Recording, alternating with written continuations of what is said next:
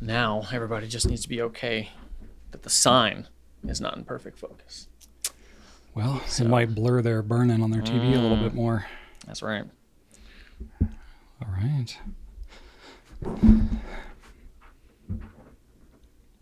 Okay. Yes. Trying to get the squeaks out of this thing. There's a limited amount. It's not usually how squeaks work, I guess. All right.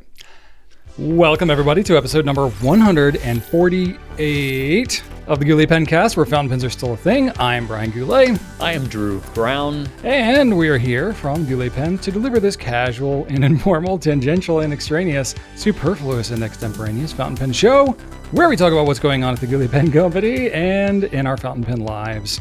Don't hurt yourself there, Drew. Working out the squeaks. Working out the squeaks. There you go. In today's show, we're going to be talking about 3D printed pens, ways to clean dip pens, advantages of finer nibs versus broader nibs, if we've considered offering custom nib grinds, and then we're going to be swapping the guts on a TWSBI Eco and Eco T, thanks to a wonderful viewer suggestion. So yeah, let's do this. Let's start it off with some feedback. Okay, first, an apology. Because a few of you noted that in the last episode, my co-host and I were quite out of focus. I mean, you could say that we lack focus in the Pencast. Right, we were just trying constantly. to, really drive home, the whole out of focus thing, but apparently y'all didn't get the joke. No. It was on autofocus. Now it's on manual, so it shouldn't go anywhere. Yes. Hopefully, if you have us projected in your Cornell University lecture hall, we are nice, crispy, and clear. Or your vape shop, or all the various places we've seen our mugs appear. That's right. The only thing is the sign might be a little bit blurrier, so the burn-in on your plasma TV might be a little less crisp. Shame. So now it's just going to be our faces. That's right. All right. Next up, in response to the Metal Falcon versus Falcon question, we got a bit of a paragraph here, but it's all good stuff. I wanted to read the whole thing. In a straight 6 says regarding the Pilot Falcon, I use 3 Falcons in my daily workflow, over 2 hours of writing a day. Wow. 2 are resin and 1 is metal. The Metal Falcon is used as my primary ink, Pilot Kirisame, which is used for 95% of the writing. Its Con 7D is appreciated for the extra capacity and great for quick top-ups before a long workday. And the added weight in my extra large hands offers more control due to the better overall weight balance. I write with all of the Falcons posted. Ooh. Like Drew, I too write with barely any pressure with the soft extra fine nibs on my Falcons. I prefer the resin models for my alternate highlight inks, Pilot Tsukio and Namiki Red, for the Con 40 carries enough ink for their applications, and the lighter weight is appreciated in my already heavy 30-pound work bag. Ooh. Is this you? Talking about big hands and giant bags? My doppelganger here. Yeah. Also, I've found that the durability of the Metal Falcon body alone to be worth the extra cost if you plan on keeping and working with these pens over the long haul. Lastly, I believe that the Metal Falcon is also offered in a beautiful brown color as well. This is very well put, Straight 6, and yes, they did at one point have the brown. I don't know if they still do or if we just discontinued it, but it is no longer available in our store. That's a good question. Either way, I'm sad about it. That's right. So I just thought that was really well put. A nice summary of the virtues of both versions of the Falcon. Yeah, that might be the first I've heard of somebody using like an array of Falcons at the same time for like different inks and stuff. I've definitely heard people doing that, but it's usually like preppies or something like that. The Falcon Ecos. is a pretty utilitarian nib if you choose to apply it that way. I can see the benefits. Yeah, I mean, definitely. And finally, from John T. Wall, this person says, love the company updates. As a manager and now as someone who works in employee experience and engagement solutions, I get fired up hearing the things that you do to support your team and gleaning insights on the unique and vibrant culture you have fostered. Y'all are dope. Completely unrelated, but the Amalfi is a stunning pen, and I wish I grokked Drew's distaste. So, a few things, John. A, thank you for the kind words. We will keep the company updates rolling. We received a lot of good feedback about that. One person mentioned that they gladly listen to us talk about way more irrelevant things than company updates. So why would they care about that? And I thought, yeah, I've mentioned Yeah. that to you. That's relatively- very valid. Relatively short segment. in the Also, grand John scheme. introduced me to the word grokked. Yeah, what does that mean? It means like to understand or to comprehend. I had to look it up. Is grok like a character from something? It's actually a definition. So maybe Sounds like the name of a character in some kind of fantasy story. Yeah, I don't know. Probably sounds like some sort of Grok? Neanderthal.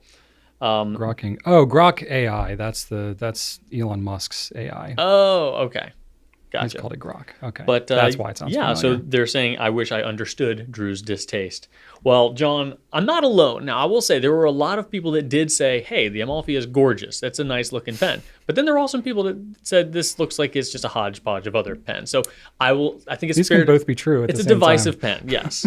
That's right. So yeah, both things can be true for sure. My favorite comment was when I forget who was that said it, but when I mentioned like they made it from leftover parts of the like previous Amalfis that they had, Mm-hmm. and somebody was like, it sounds like they just made it from leftover parts of whatever was laying begin with, around. yeah. And I was like, well, maybe you're not wrong about that, but I promise it's intentional. All right, Kathy Fannin says, I enjoy the company updates. Please continue. Brian asked, how important is that really? For real, how important really is hammer collecting or cereal eating or corned beef hash and coffee and video games while sitting in the love sack? If we didn't think it was important, we wouldn't sit through 2.5 hours listening to y'all. Drew, that Amalfi is beautiful. I would love to own one.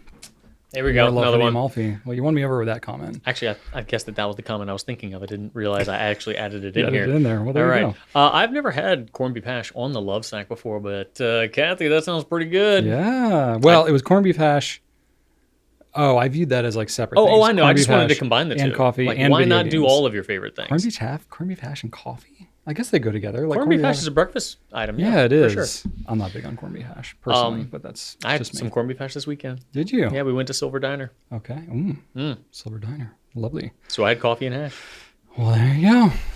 We're missing the love sack, but Yes. you can't really bring that to Silver Diner No. so much. Can barely bring it across the room. Right. All right. Best Attitude says 2 hours and a half of Pencast. That's the perfect treat to have on a Friday afternoon during the holidays. I'm posting this comment even before watching you guys. I'm from the south of France, and I really love what you do. Okay, laid back comfortably. Check. Drink. Check. Smile on my face. Check. Let's get it going and click on play. Nice. Very So happy to be a little part ritual going on of there. your relaxation. Awesome. Also, I guess the username Best Attitude and the positivity of this comment really does It jive matches. well. Yeah. You're fulfilling your avatar. And then Dr. Robert Goldman says, best pen boxes ever, Montegrappa. So this was the only comment that a lot of people chimed in on. Do I like extravagant boxes or do I like simple boxes? A lot of people chimed in on that, but no one other than Dr. Robert here said what their favorite box was. Okay. And I don't know if we've ever talked about that. Like, favorite packaging is not I don't know if we need to get into that, but it did kind of like make me wonder, like, I don't even know what my favorite packaging is. Montegrappa is really nice, though. Oh, yeah. Are you talking like standard Montegrappa, or because they have a lot of limited editions and I think crazy boxes? I think that they're talking about probably standard, like like that standard green boxes. box. It's really yeah, classy. they're pretty solid. pretty They're rigid. solid. Yeah. Yeah, Visconti's got some decent boxes too. Visconti has good ones. I'm a big fan of those boxes with the glass windows. The Homo sapiens level. Yeah, I think the Viscontis and Il all- Magnificos always have them. Yeah, those do look pretty classy. Yeah, Visconti's got good packaging. Yeah, very heavy, very. Yeah, sturdy. I don't want one, but I'm like, I salute it. I'm I like, think all right. that going back into what we talked about last week, that fits into the okay, like it's a pen coffin kind of thing. Like, do I really need a box? Yeah, this I don't nice? want Like, one. I would never throw it away now. But whenever I get it's to like- open one, I'm like, Right. this is It's a delightful. treat. Yeah. It's a good experience. And then last comment we have is Dave G says, stack of hay bales in a wooden frame works great. I'm assuming this is in regards to an archery target. That was my assumption. Yeah, I have, I've been shooting more archery and I'm obliterating my current target. I'm just starting to blast through the back of the wood. So Someone else said stand farther away. that is an option. However, it's harder to shoot when you're farther away. Yeah, I was like, I mean, so that's good. That's a good option if you're really good, I guess. I'm working there. I'm shooting at 30 yards now. So I'm getting... That sounds far to me. Getting better. Yeah. Well, it's a 62-pound bow, so it flings them pretty fast. No, but I'm gonna have some upgrades soon on the target. Ordered some like foam floor mats, some of those things. I'm gonna stack and compress those in there and really Nice. because like I'm trying to use just whatever stuffing I have now, and it's just like not. I'm just tearing it to shreds. I always have foam floor mats in the house from for Halloween stuff. Yeah, yeah, exactly. Same thing. They're very versatile. Harbor Freight's got them for very cheap. versatile That's tools. usually where I go. Oh, okay. I was looking at Home Depot, but I didn't compare works. prices. So cool. Okay. Well, that's it for feedback. Let's talk about some new stuff. All right. First thing that we have is a new pen. This is one of their limited edition talismans. So this is where they have something extra in these pens. And in this case, the extra is this like sandalwood aroma. I don't know if it's like sandalwood, like the wood, like the actual bits of wood in it. They say that they infuse real sandalwood aroma or essence aroma. Or something like that. I know sandalwood is commonly... Extract, maybe. Yeah, I know it's commonly used as like an essential oil. Sandalwood is a very popular scent for that. So just to do my due diligence, I made sure to grab one and huff it just to see how smelly it was. And I will say you can definitely smell it, but you got to get in there. Yeah. You got to, and especially if you open the cap, you can smell it more. I actually am not like the best smeller Neither am I. out there. Like I don't know my smells particularly well, so I'm like, I guess this is sandalwood, but I'm not quite sure. I think all my senses are pretty, not great. Just like taste is not really there. Yeah, I'm bad. I can't really hear or smell well. My vision's great. Okay. I have great vision. Other than that, they're fives across the board. Yeah, fair enough. So the description says that they have infused real sandalwood aroma into the pen's material. So aroma is a real aroma smell, but it's so you infuse a smell. Well, I'm assuming it's some kind of like essential oil or something. I don't know. But anyway, it does smell. But I will say it's not like you open the pen box and you're like, whoa, getting knocked over. I also haven't like used the pen for a long time, so I don't know if the smell would like get on your fingers maybe. It's hard to say. No, and I know that they don't last terribly long. We had a teammate here that bought the Benu Lavender talisman, and that one was like you could take it out of the sleeve and you could get it. Mm-hmm. And at this point, I believe they said that if you really, really get it up close, you can get a little bit, but mostly it's gone. I mean, anything that has a smell to it is not going to smell forever. Right. Unless it's like, the wood and you're like sanding it down constantly and, you have to expose new whatever. But that's not the case here. So anyway, it will smell a little bit, but if that's like the reason you're buying it, you can just get some essential oil and like rub it on the pen if you want, I guess, or smell it with other smells. Okay. And then we have a whole slew of Sailor Pro Gear Slims, Manyo Collection number 3. So another batch of these Sailor Manyos. These are cool pens. Oh, I forgot to mention the talisman is $172. Whoops. Okay. Anyway, back to the Manyos. Those are $236 for these Pro Gear Slims. Nice little flat top pens. Got some cool colors going on. There's Bamboo Shoot, which is a translucent green cap and grip with a teal barrel, which looks pretty dang good. And it includes the Nagi ink, which is a blue-green. There is Chestnut, which is a translucent gray cap and grip with a green barrel, and that includes a Curry Brown ink. We have Gourd, which is a translucent olive with a red barrel, and it includes the Sumumo ink, which is light red. Sumomo. Did I say that right? I don't know. I'm not sure if I'm pronouncing it I haven't said it out loud yet. Sumomo. I'll be the guinea pig.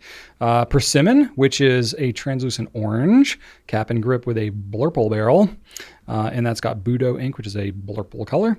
And then we got Red Bean, which is a translucent purple cap and grip with a lavender barrel.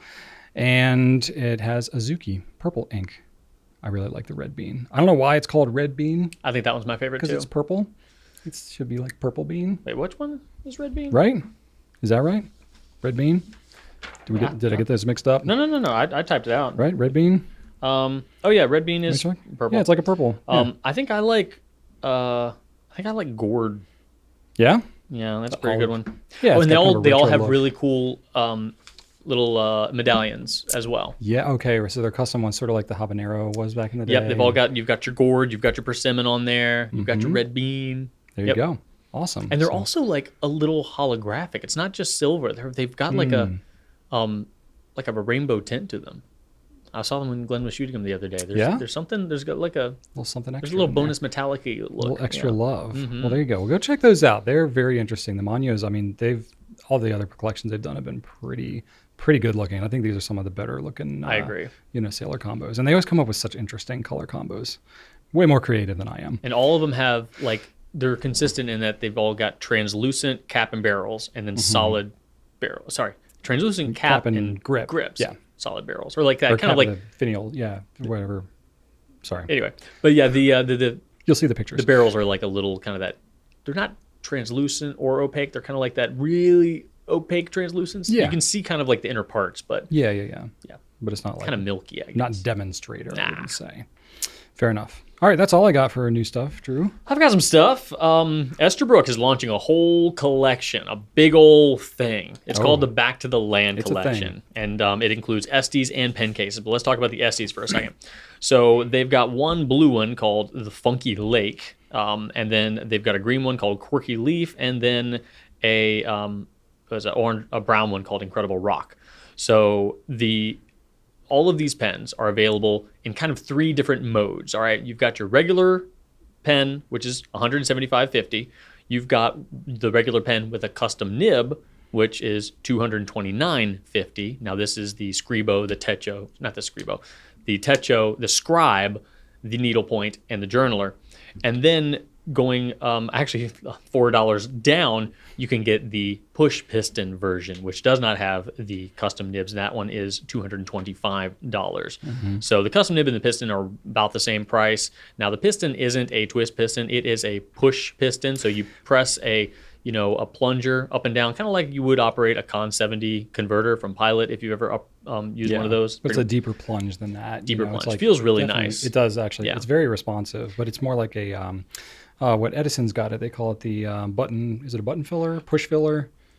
Something like that. I don't know. There's been a bunch of different names for it, but it's more of like an old school mechanism design. You don't see them a lot these days, but it looks really good. It does. The fun thing is that, of course, because it's Esterbrook, they have to add some fun things into their package, just like the Sweet Dreams that came out with like the little sleep pillow and the door hanging things. These are all coming out with some additional accessories. So all 3 are going to have a primary color and then a trim color. In the box, there's going to be a magnetic pen loop that is going to be the trim color of that pen. So the magnetic pen loop is a suede pen loop that has a magnetic clasp that will bite onto, a few pages of your notebook and then leave a pen loop exposed for your pen to rest in. All 3 have those. They're different colors, but that's consistent. Differently, though, they each have like a little bonus gift inside of them. So the Quirky Leaf is going to have a microfiber nib cloth, like a 3-tiered keychain nib cloth for you to wipe your nib on. Funky Lake comes with an ink sample. I don't know what color it is, so that's a mystery. But there's an ink sample, the most rare, amazing ink sample in the world. It seemed like kind of a teal color. Looked bluish to me, somewhere in that neighborhood. I didn't like swab it, but I looked at it. Yeah, it looks bluish. And then Incredible Rock comes with an air freshener. This is the first pen that we've ever carried that comes with something intended to be used as an air freshener. Some pens have been odoriferous. This one actually has an air freshener, and it is a citrus air freshener. Nice. We can we can smell. We're able to get a whiff of citrus while it was still in the package. That's good. Like those natural rocks that have that citrus smell to them. Natural, yes, absolutely. And then in addition, the Back to the Land series is going to have some to-go cups. Now, if you remember, these were sold by us a while ago in different colors. These are 6-pen stand-up cups that are canvas with a leather drawstring, and then once that drawstring is opened, you can fold down the top to expose the 6+ or fewer pens that are in there. And all of these are going to match the pen. So there's going to be like a brown one with a blue trim to match the Incredible Rock, and then a Quirky Leaf and a Funky Lake one. So those are available now for $59.95. The older ones have been discontinued, so these are the new ones. You don't need to have a pen to get one of these. These are just the ones that are going to be available for the foreseeable future. And they're pretty cool. Whatever color fits your fancy. And you can actually take out the little divider part of it too and just use it as a big old sack. Yep. And just kind of cinch it up. If you just wanted to drink out of it. Maximize. Very quickly. I guess you could. It'd be a very wet cup. But no, I'm saying that if you wanted to like have it as more of like a pencil pouch type of thing or like a Puny Labo type of a case, you could take that out and then just shove as many pens in there as you can. All sorts of stuff. Which, fun fact, my daughter started school today. And she brought a Puny Labo? She filled 2 Puny Labos with various colored pencils. Excellent. She was very intentional about picking her colored pencils to bring to school. Excellent. So, you got to find something to get you excited. Yep. Also new this week is the Kaweco Lilliput in blue. And this is the aluminum pen, so the price is right at $66. I have the green one.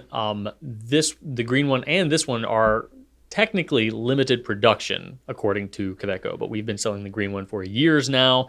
Isn't technically everything limited production? I don't know. Unless it's going to be made eventually. in eternity. Yeah, exactly. So, but Quebeco actually calls these things limited production. So we put it on the website, but I don't know how long it's going to be. Could be gone soon. It could be gone never. I just don't know. How long was the green one around? It's still around. That's my point. It's still around. Yes. Oh, yeah. Well, Ain't nothing limited about that. Yeah. I mean, again, everything is limited production at some Eventually, point. yeah. But So- I'm not complaining though. No, because this thing looks awesome. Yeah, these are way more affordable than the other ones. They have brass ones and stainless ones, which are much more expensive. So these are like half the price. So great deal. And they're lighter too. They're so because light. they're aluminum. They might be too light for a lot of people.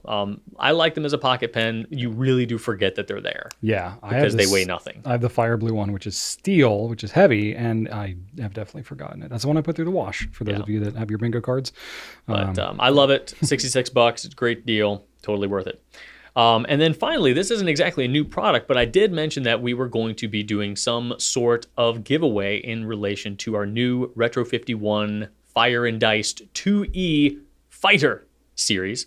On the tube is a really cool piece of art by Angel Pham of Retro 51. She did an amazing rendition of a little fighter fighting a big scary dragon. So amazing that we thought we would get some printed out and give them away. So we did just that. And I wanted to just show you exactly what I'm talking about here. This is the print. So if you can see, you've got... That looks pretty rad. It is. It is super cool. You've got a very bold adventurer there and a very angry dragon breathing fire. He's only silhouetted against his enemy, but he's going to defeat his foe. And if you wanted to channel that fighter energy and know that you are always going to face down your personal dragon come what may, now's your chance because we've got a giveaway set up. So if you scroll to the video's description of this Pencast, there will be a link. That link will say Dragon Slayer link.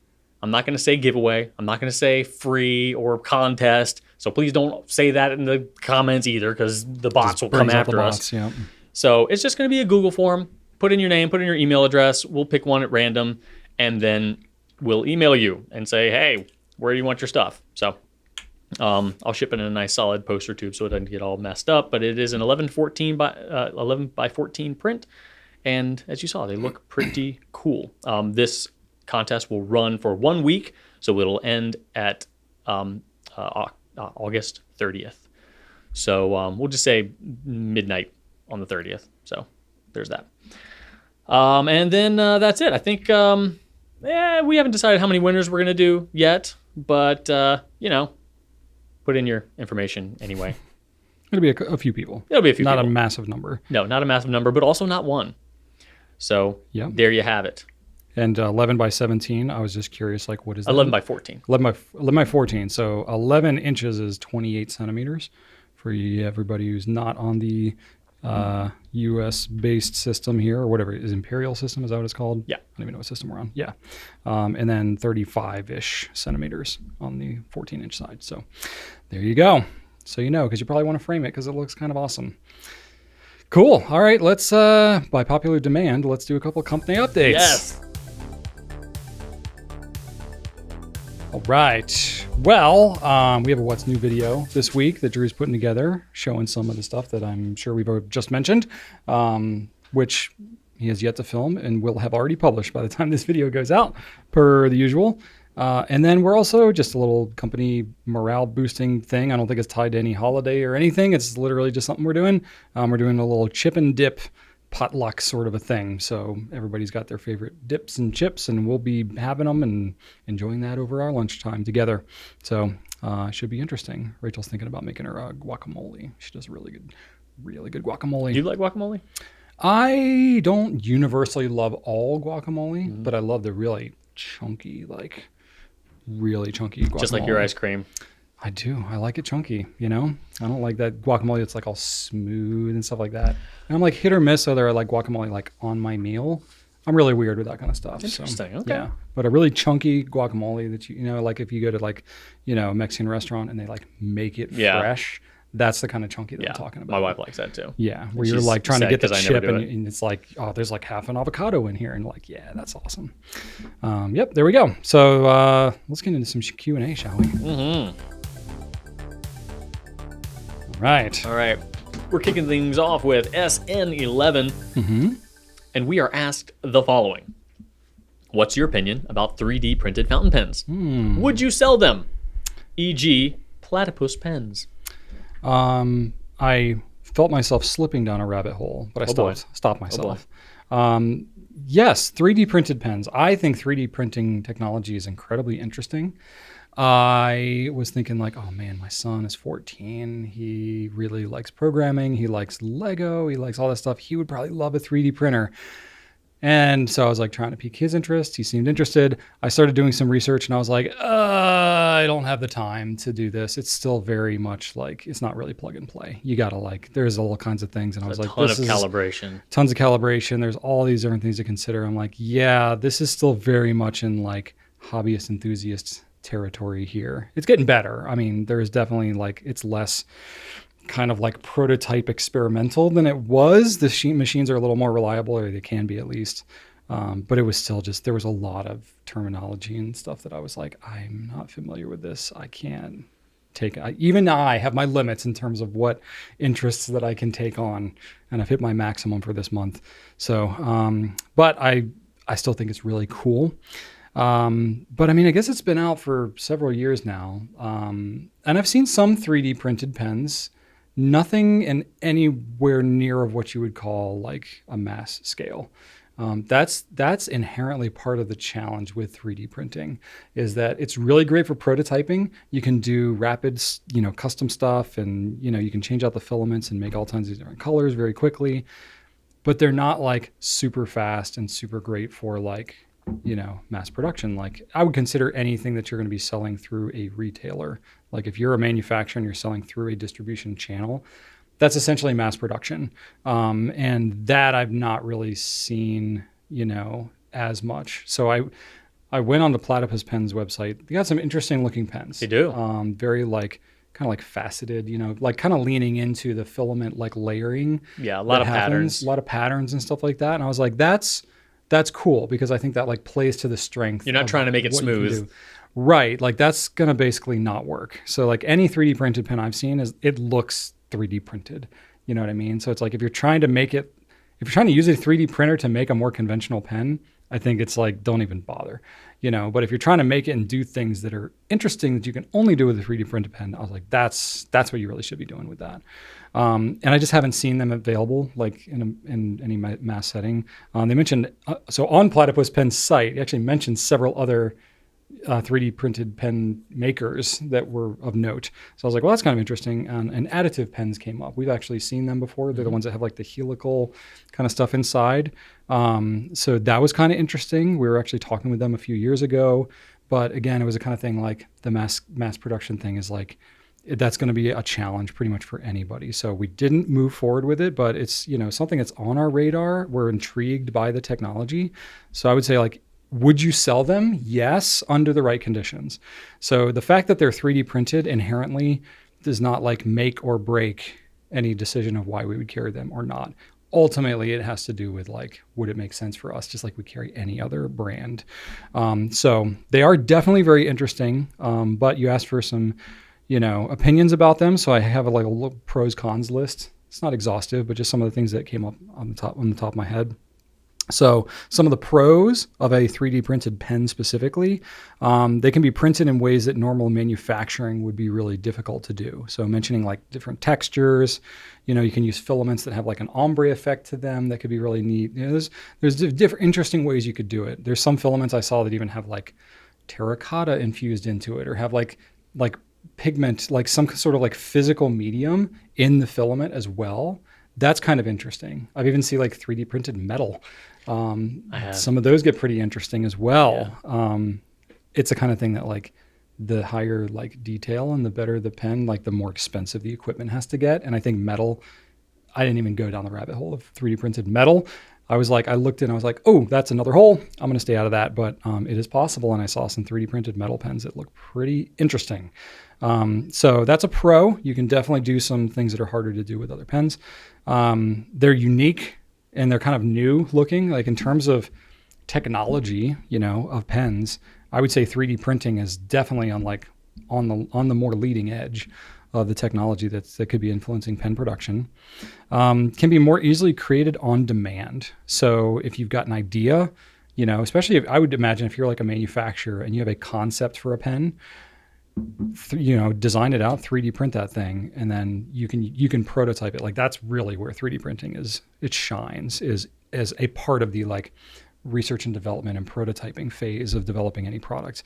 But the mass production side is its weaker point. But anyway, you can easily prototype stuff. So what I've seen is like at pen shows and stuff like that, people can spin up some 3D printed pens and like boom, they can pretty much have them ready to go. And for like an independent maker, you can pretty much, if things work right, set the 3D printer, let it run, and then like go do other stuff, or like let it run overnight. Have a bunch of pens going at once, you wake up and you got a bunch of pens done. So in that respect, for the cost of what these machines are and for the accessibility that they, have to just the average individual who might have an idea, it's definitely easier than like getting a lathe and learning how to turn. And especially if you're talking like CNC and all that type of stuff, I think the barrier to entry is much lower there. So that is a pro, I guess. And then it's just relatively low costs of production. So it's, you can be created by a single person. The machine pretty much runs. You might have to monitor it. You might have to do a few things. But once you get it all set up and you have the equipment investment and stuff like that, the filament's not super expensive. So the cost of producing it is actually fairly low. Some of the cons is that it can't easily be scaled up into mass production. As I've kind of mentioned, it would be really difficult to distribute something globally.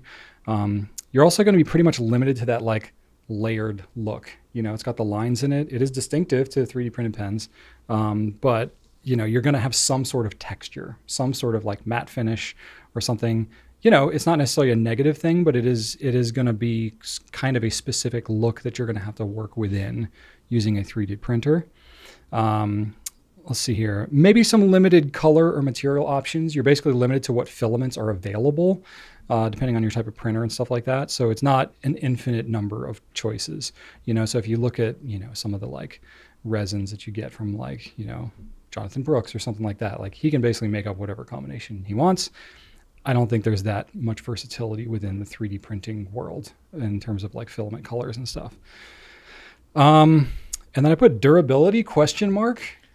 Because I'm not certain how durable they are. The fact that they are layered like that to me is kind of like, if there's any flaw in the manufacturing process at all, I think about like welding and stuff like that. Like welds, when you're welding metal, the weld, should be stronger than the metal that it's bonding to. But if the weld is not a good weld, then it's going to break at that weld and be very weak. So I imagine it's the same kind of thing. Like if something with that printer is not working right, or, it happens to have some sort of defect, some sort of like hiccup or bug or whatever, you could end up with some sort of glitch or defect in the final pen that could sacrifice its durability perhaps. And so maybe there's QC process that would check that. I'm not familiar enough with, the exact process of taking a pen from concept to, to completion, but that would be the only thing that I would kind of have a question mark about, is like how durable is it compared to some other ones? Speaking of 3D printing and question marks, there's a company called Penquisition that is usually at pen shows. Okay. Evan Rosenberg and his father are always there at the booth. They do a lot of really cool 3D printed stuff, but not pens, mostly pen accessories. Mm-hmm. But one time Evan gave me, and my wife and my son actually, a coin with their logo on it, which is a question mark, and a nib. And I still have mine. It's great. It's fun for fiddling. My son, of course, we found it in the dryer. Oh boy! And that thing shriveled up to a little warped nugget. Not enough. It was still coin shaped, but it was wobbly and smaller. Okay. So I will say that I don't think it would survive, a wash cycle as well. But then again, that might be the type of filament he used. Yeah, I'm sure that a lot of them are different in terms of what they can do heat wise.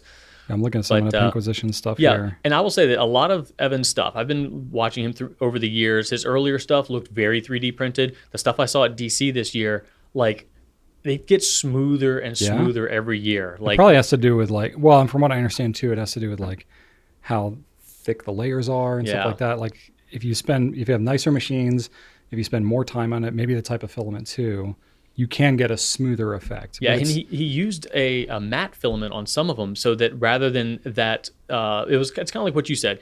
It was the type of filament that it was kind of like a soft kind of, not fuzzy filament, but it kind of masked the lines. So when you feel it, you don't feel the lines. You feel kind of just like a soft, almost micarta-esque feel, if you know what I'm talking about. That might have been like the type of filament used, Yeah, so I thought that was like, okay. So I think that if the 3D printing industry starts to kind of like work a little bit more with the materials so that they don't look, lined and stacked, I think there's some possibilities for them. And in fact, Practical Pens was also sharing a table with Evan this year. And I had purchased a 3D printed fountain pen from that individual years ago. So it was, he's actually on the up and up, trying to have more of a show presence. But I think that 3D printed fountain pens are very much going to be a pen show thing. Yeah, definitely. I mean, that's the kind of environment where it would be really well suited, right? And because honestly, essentially, you're kind of like, prototyping and selling more or less your prototypes at a pen show. Even for the more established makers like Franklin Christoph and Edison pens and Heinz and Carolina pens. They're making one-offs, basically just to sell at the shows. So that model fits very well into the 3D printed kind of realm. And people are way more interested in buying experimental things at pen shows. Yes, so absolutely. They don't have makers tend to not have a hard time selling weird one-offs at pen shows. Some people are all about them. Well, it's like the diehards that go to the shows, right? Yeah. Plus, you're there, you're getting to see the pens in person. Something like these 3D things can be a little bit difficult to come across online, especially when it comes to like the feel of it too, because it's like you can't tell the thickness of the plastic and the type of material that it is. Like I think ABS is one of the plastics that's used a lot in 3D printing. So it's the same thing Lamy Safaris are made out of, and then there's some other one that's, you can get ones that are like more rubbery or whatever. So there's not like an infinite number of filaments, but there's a decent number of them. So, but I don't think it's the same like acrylic acetates, or definitely not the like celluloid based ones. Those can't be done in filaments.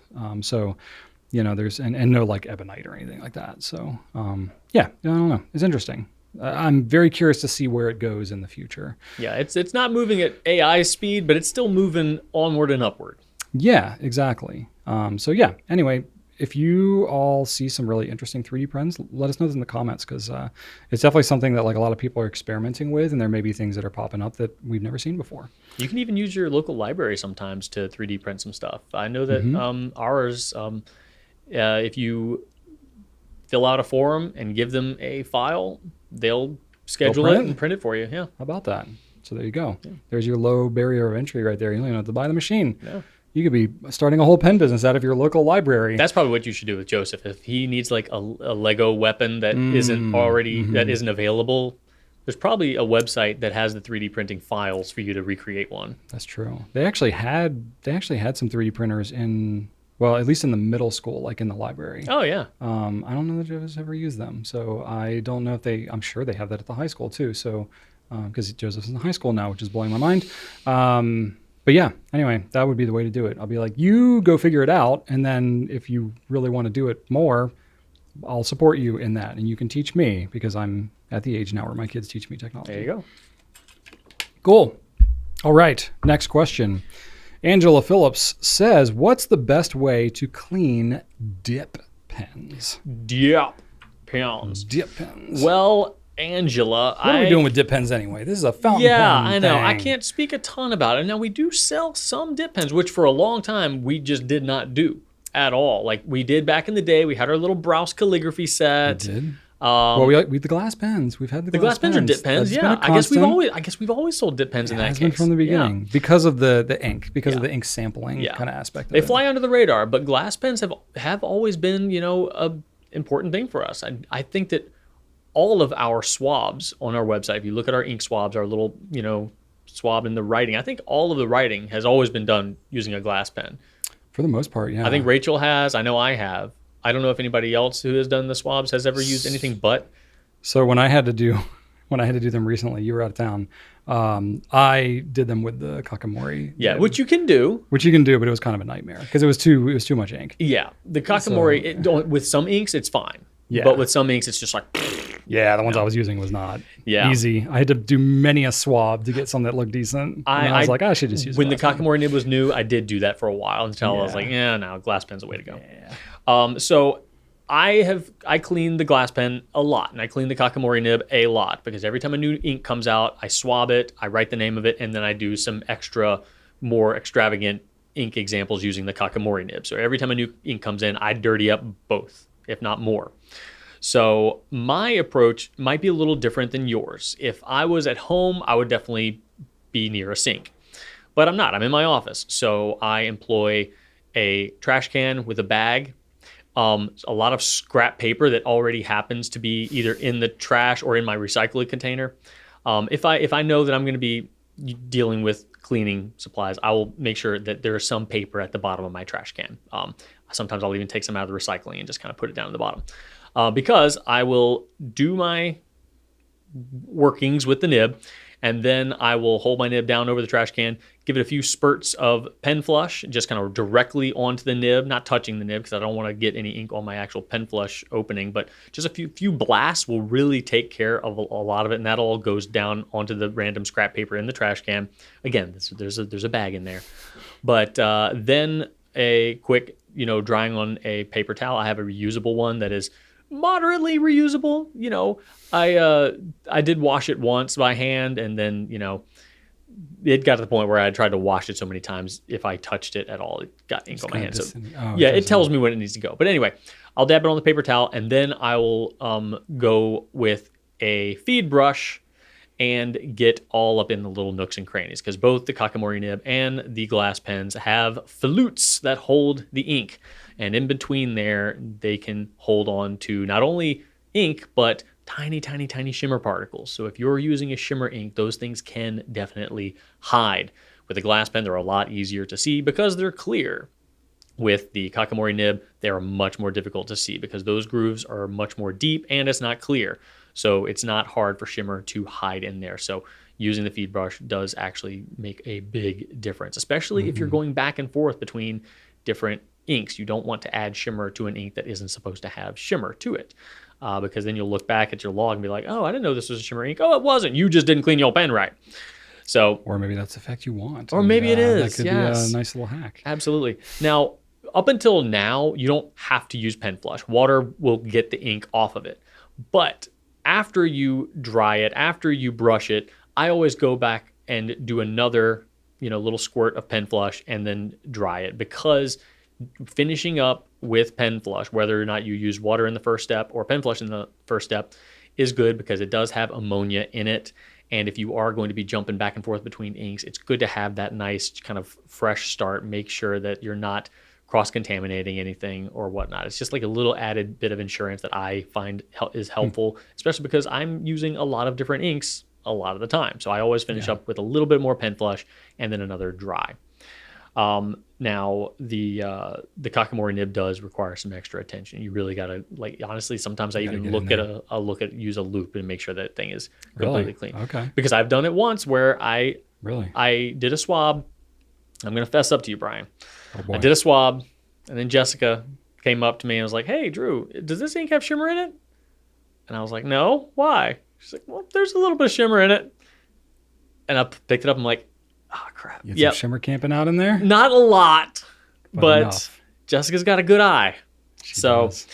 Yeah. And it's like those swabs are like the thing that represents the ink. So it happened one time, discerning. And ever since then, I'm like, "Oh no, you don't." Healthy paranoia. Yeah, absolutely. So, for sure, I definitely makes sense. I'm very careful with that. I've had good luck with using just dish soap, just plain old dish soap with water. Mm-hmm. If pen flush is not as handy or you don't have it or whatever, dish soap does a pretty good job. Absolutely. Now again, I do this. This is at my office. I make sure that all the old paper kind of soaks up all the ink. But if I was at home, I would do it very differently. I would just do it near the sink, and that I would not need to blast the pen flush. I would just use the faucet first, and then, like I said, finish up with the pen flush just to kind of give yourself a blank slate as far as cleanliness goes. Fair enough. But with actual dip nibs, now we're talking, Zebra G nibs or your, Browse nibs, things like that, your Rosenfelder nibs and all that stuff that I don't know about.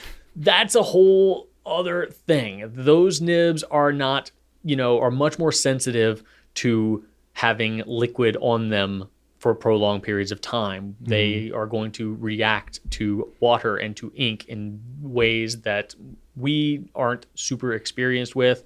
I do know that they will last longer if you keep them dry, though. Yes. So, well, they're not made of stainless steel. No, just steel. Generally speaking. The non-stainless steel. Well, so we have a couple of pens. We got the Sailor and the Pilot ones that are stainless steel nibs. Yes. So they're like sort of dip pens, but what we're talking about is like actual calligraphy, nibs. And so these are the ones that you like put into the pen holders, even maybe the oblique holders and stuff like that. That's traditionally spring steel, which is not stainless steel. So if they're left wet, they're going to rust. And that's essentially what's going to happen. So they're not going to last as long. And then they need to be prepared differently too. Most of them come with a layer of oil that actually prolongs their longevity. So you need to remove that before you use it. And if you don't remove it, they're not going to hold ink as well. Again, this is a realm that we are not in. We're barely in the dip pen realm at all, but we know where our line is, and it's that. Well, yeah. And so it's funny how it's like some overlap in the equipment a little bit, but it's honestly a totally different world, totally different community. Different that does application. that typically. Different application. And honestly, the types of ink that are used with those spring steel nibs is usually pretty different. It's not fountain pen friendly. They're usually thicker. So how you would clean those up is honestly very different than what we would say using any, fountain pen based ink. So everything we're talking about here is just like fountain pen water based ink. Nothing crazy. There's other cleaning agents and stuff like that are chemicals made for cleaning up, acrylic and other stuff that comes in those like true calligraphy inks. And we just don't quite dabble in that world. But there's more to be researched on that if you find yourself so inclined. But if you're talking about the stuff that we sell, what I described will do you just fine. There you go. All right, next up, we've got a bit of question from Taib89. Advantages of extra fine or fine nibs and advantages of medium or broad nibs. So not like a versus, but just like, what are the advantages? What are they good for? Extra fine and fine. So that I can wrap my head around that. So I just kind of lumped them both together, extra fine and fine. I just called them finer nibs. Yeah. Especially depending on the brand that you're working with, but basically like some similar stuff can be applied to finer nibs versus broader nibs, right? So finer nibs, in my opinion, it's going to make, surprisingly, finer lines, which is going to allow you to maybe write a little bit smaller. Interestingly enough, I get feedback a lot of times that people say that it makes their handwriting look better, having finer nibs. I'm told that a bunch, and I still don't understand it because I'm the opposite. I've heard the opposite quite a bit. My handwriting looks better with fatter nibs, but some people find that their handwriting, they like the way that it looks better with finer nibs. So that's a plus for some people. But yeah, it's going to write finer lines, which I think the main benefit of that is like, especially if you're trying to use like a dot grid, something that's like 5 millimeter ruling, anything less than 7 millimeter ruling, really, that extra fine or fine nib is going to really help a lot. And otherwise, you're pretty much going to need to do like double spacing if you're using too broad of a nib. It's going to put less ink down. So that finer nib obviously is going to have a finer line, but it's also going to have just less total ink down. So it's going to absorb less into the paper, less likelihood of feathering and bleed through and various other things that could happen depending on the paper you're using. So particularly if you don't have a lot of control over the paper you use and you have something that's more absorbent than would be ideal, then going with a finer nib can be a way to help kind of keep that under control.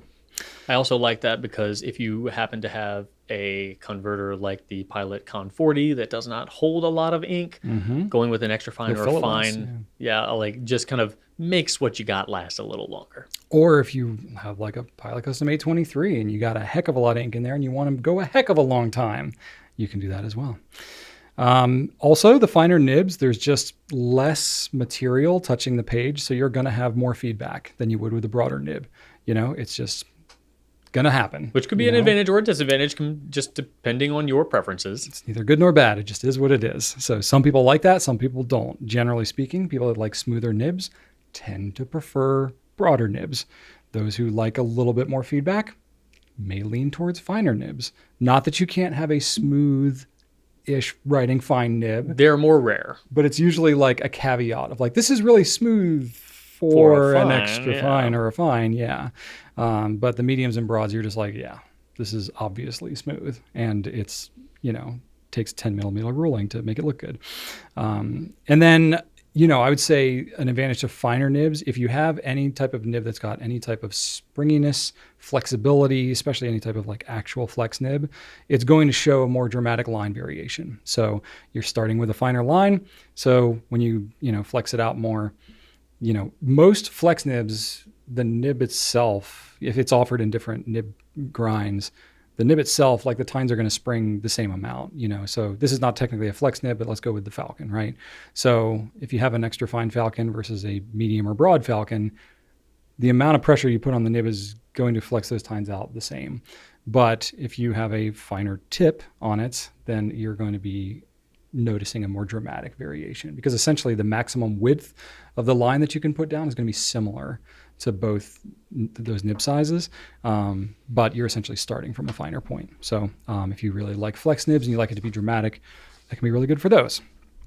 That's what I had on finer nibs. I don't feel like I got everything, but I got some of the high points that I could I think you've gotten most of the big points. Okay, cool. And just that they're better overall. That's funny. It's not in my notes. I don't know. Maybe I missed that.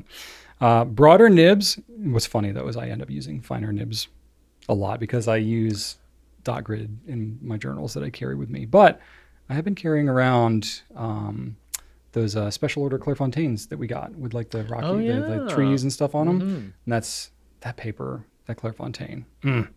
It's just so good. It is. It just feels so good. Even compared to like Tomoe, which I use a lot. It just feels so good. The Clairefontaine super smooth stuff with the 8 millimeter ruling on there is like, yeah, this feels right. So I don't know. Brings me back to my early Goulet pen days. Broad nibs, stub nibs, lots of ink, super great paper. Anyway, broader nibs. Okay, so finer nibs put down less ink, so broader nibs put down, generally speaking, more ink. So that's going to have an advantage when it comes to things like ink properties that you're trying to show off. Sheening, shimmer, shading, everything that starts with a sh sound is going to be a little more dramatic on these broader nibs just because it's flat out putting down more ink. It's going to feel smoother on the paper, again, because it's just more tipping that's making contact. So any type of feedback that you would get will be lessened with a broader nib, all else being equal. Though I don't know, maybe the amount of ink that it puts down might have a little something to do with it too. But I think even like just dry testing it, like the nibs just feel smoother. Yeah, it's more surface area. Yeah. The bigger lines that it puts down means that you're going to have to write a little bit bigger. So that can feel a little bit limiting, but I don't know, for me, that can be really helpful in certain circumstances, like when I'm writing greeting cards or something like that, where it's like, I want to, or say it's an index card or something where it's like, I'm not trying to like fit in as much writing as possible in a small notebook, but I'm trying to get like more of a showy kind of effect. I will always lean towards a broader nib or a stub nib or something like that when I'm trying to get something like correspondence wise to get like an impression across, like, wow, look at this large writing, or look at this card with that big signature on it. I also like it when I know I'm going to be going back and referencing it. If I'm just writing for my own sake to keep notes or just kind of cement something in my brain, extra fine all the way. But if I'm writing like a recipe or something, I know I'm going to go back and read again and again. Right. Broad nib, absolutely. Yeah, there you go. Broader medium. It's also going to be, you're going to have more tipping material on there. So it's better for if you want any kind of custom nib work done. If you're just starting with more material, you have more options for grinds. You can always grind a big tip down smaller, but it's not easy to make it bigger, right? So you can't make a stub out of an extra fine, or it's going to be a really, really, really, really, really small stub. But if you have a broad nib or a double broad nib that you're starting with, you can basically make that whatever size stub that you want. So it just gives you a little more options for customization there. In fact, I would argue that that's probably most people, maybe not most people, but a lot of people buying broad nibs, especially on like really higher end pens, are probably buying them to get them custom ground. That's why it is very interesting for us. We look at our sales information, and some of like the lower end pens, it's like, broads do okay. Some of them we don't even bother picking up. But then we look at some of the higher end pens, and it's like, This is a different proportion that people are buying. We're like, this must be for custom nibs. But basically, really all it comes down to preference. There's no right or wrong. I like the way this question was phrased because it didn't imply that one was right or one was wrong. And honestly, I really enjoy both. I play to the strengths of each of these and really just make my choices depending on what it is I'm trying to do. So I think they can all coexist. There's no animosity here. We can all get along. All right. Ready, Drew? Yes, indeed. Or do you have anything to add? I do not. No. Okay. Solid. Covered it all. Nice. All right. This is from, oh boy, GQRY1VP. Sure. Has there ever been any consideration in offering custom nib grinds? Or John DeVault says, will Goulet pens ever sell Goulet nibs with custom grinds, such as Left Oblique, Architect, etc.? The second question is easy to answer. No. It's just selling nibs with custom grinds. Like, we can barely sell whole pens with custom grinds, and also the number 6 Yovo nibs are just not as popular as they used to be. So, no. But you'll understand more about that when I elaborate on the question number 1. So, yes, we have definitely thought about selling custom nibs, and we do sell custom nibs in a couple different ways. So I'm going to highlight those today. So, Mark Bacchus, resident of Georgia, one of the most talented nib technicians in the world, in my opinion. He is great at what he does. He is renowned at what he does, and he's one of the few nib technicians that actually does it full time. So he's a pro. And he cranks them out too. He does. Most nib professionals, when they get any level of like kind of notoriety, it's immediately like 12-week, 15-week backlog. It can be so overwhelming. But he's one who stays on top of it more than most. It's still going to be a backlog, but it's a little more palatable. We've seen him work several times at length, and he's a wizard. He does so many things by hand that just melt our brains. He's so incredibly talented. He's an actual wizard. He uses magic. We weren't supposed to say that, Brian. Well, cat's out of the bag. Wow. Okay. Well, good luck with your curse. Anyway, we Not actually... an evil wizard. He's a good wizard. Well, you get on any wizard's bad side... divulging I'm praising him. Come on now. Right. I don't think I'm going to be on Mark's bad. We'll see. Mark Bacchus actually does have a couple nibs that we offer. Now, I'm going to mention some nibs that we offer. That does not mean we have them currently in stock. And we'll get to that in a second. So Mark Bacchus grinds 2 nibs for us at present, both in the Visconti Homo sapiens. So in the Homo sapiens Dark Age, we have the Mark Bacchus Architect nib, which draws a wide left to right stroke if you're holding your pen more conventionally, and then a thinner up and down stroke. Very cool nib. And then we also offer his medium CSI, which is a cursive smooth italic, I believe. Cursive stub italic, I think is. Stub italic? Maybe. Isn't that redundant? Is it smooth italic? That's what I thought. I thought it was cursive smooth italic. I think it's like in between where a stub and like italics tend to be crispier. Yeah. Stubs tend to be more rounded. It's like in between. Yeah. So whatever the words are, that's what it is. And that is on the Bronze Age. So you can get 2 different Bacchus grinds, sometimes available at the Goulet Pen Company. Also sometimes available at the Goulet Pen Company are some nibs by Gina Salarino. Cursive smooth italic, you're right. Okay, cool. My bad. Gina Salarino from Custom Nib Studio offers their nibs on 2 Diplomat arrows. So the orange Diplomat arrow is offered in Gina's medium cursive italic, as well as you can also find the medium cursive italic on the Diplomat arrow in antique rose. Now, it's very likely that none of the 4 pens I just mentioned are currently in stock. While Mark Bacchus and Gina are very talented, very well known, and are great at doing what they do, it is still difficult for them to crank these out in large quantities, as popular as they are. So this makes what I'm about to tell you next even more incredible. And that is what Esterbrook has done. Now, I mentioned this in a recent video where I highlighted the Esty, but they have 4 different nibs available on several of their Esty models, and by 4 different nib technicians, including Gina Salarino. So Gina offers their journaler nib to Esterbrook on these Esty pens. Josh Lax offers his scribe nib.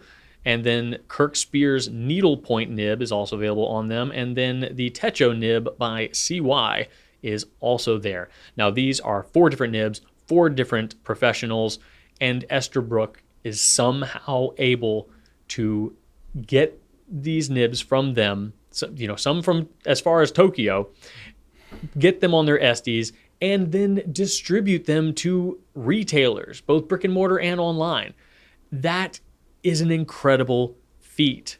I cannot stress this enough. That is absolutely incredible. When we first heard that they were doing this, we were excited, but we were also like, oh boy, are they going to be out of stock all the time? Which, by the way, I checked our stock. We're out of all of the ones that we normally stock. yeah, Literally all of them. But we have these in stock. We have the Esterbrooks in stock, and it's just crazy that they have been able to do this. No other company has even tried to do this because it seemed impossible. And they've been doing this for years now. It has been a couple years. So it's pretty incredible. They don't have them available on all of the Estes, but if you go to their website, I think you can get pretty much anything on anything. But as far as what's on our website, you can get these Este grinds on the Botanical Gardens Este, the Nouveau Blue, and then their new Back to the Land series, the Incredible Rock, the Funky Lake, the Quirky Leaf, and then there's two more, a white and a black one in Winter White and Raven. So it's a good amount. It's not all of them, but it's a good amount. And again, that's a lot of custom nibs on a half dozen or more pens.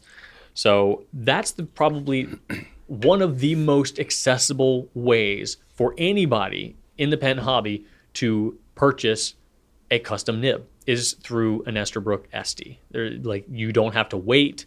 Granted, you're not getting something truly custom made for you, but these nibs have all not only been hand shaped and ground to unique, writing features, but they've also been tuned by nib professionals to make sure that they write consistently and reliably. So that right there is worth the extra money as far as I'm concerned. Yeah, and we don't really make a lot off of that. It's pretty much we just want to offer it at pretty much what you would pay if you were to get the pen and then go send it to them. So it's kind of saving you certainly the time, but then the extra shipping expense and all that. So, it's not like you're paying this huge premium. You're pretty much paying what you would pay if you went to, say, a pen show and had them grind it or whatever. So it's kind of a win for everybody, honestly. Yeah. So that's a big deal. Again, probably the most easy way to grab these, but of course you can also check out their if you want to learn more about those, go to watch the SD video. I also link to all the nib technicians there and give more detailed overviews of each of these nibs. Cool. Yeah. All right, ready for question number 5? Am I ready? Unless you have more to talk about on, actually no, you have some notes in here. I got, what's your, as I reread the question, I was like, oh, my comment's not quite as valid, but basically they also, John asked, will we ever sell Goulet nibs with custom grinds? We get asked a bunch whether we're going to offer just custom grinds on any pens, have an in-house nib technician. Oh, mine. That's kind of what I was thinking too. Yeah, we'd love to have one. We just don't have a person. We would need to find them or train them or whatever. So, yeah, I mean, certainly the notion would be there to offer that, but it's complicated. So yeah, it's certainly something we're always thinking about. And I think some of these options that we have now is a good compromise of being able to make stuff more regularly available.